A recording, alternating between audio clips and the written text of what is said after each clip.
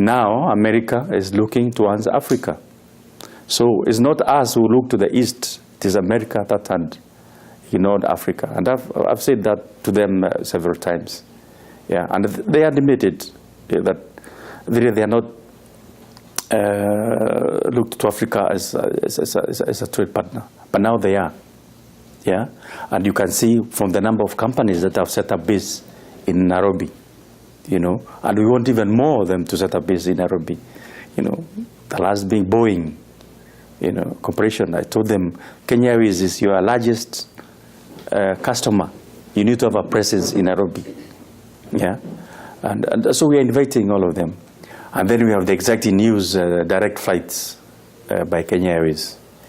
So again, we are appealing to the travel agent to support Kenya Airways, because this will be a game changer.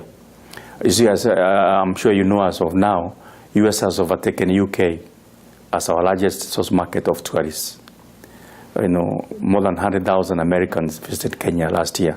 We can easily double this number if as and when we have direct flights.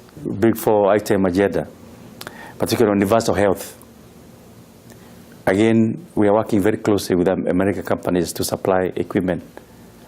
And we have invited even 2 other companies to go to Kenya, and one of them has already gone to do a review, and they were very positive. We have asked, which will be happening in the next 1 month, there are 2 companies who are very good in making of low-cost housing, low-cost houses. Again, they are going to Kenya next week, again, to have a look at what they can do.